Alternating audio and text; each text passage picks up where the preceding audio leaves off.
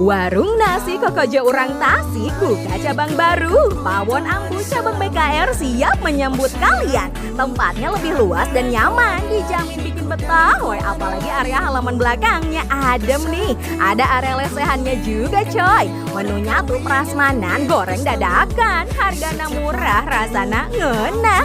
Lalaban dan air tehnya gratis, bawas refill. Banyak pisan varian menu yang bisa kalian ambil sendiri. Area lauknya pakai kipas baling-baling jadi aman dari lalat coy. Bersih dan higienis euy. Ada menu ikan, ayam, udang, cumi, soto marangi, jando, kulit usus, ceker dan perkedel. Komplit pisan weh, segala aya.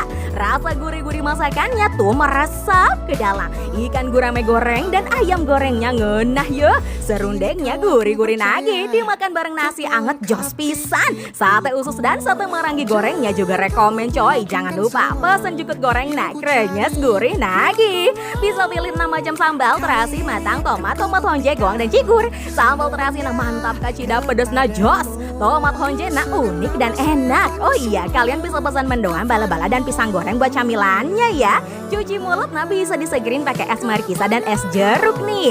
Beneran dibuat dari buah asli, berasa banget seger-seger buah. Nah, es markisa nyegerin pol. Es cincau Bandung dan gula arennya juga rekomen. Cincau ijonya lembut dan menyehatkan. Cus ah ngabring ka dieu.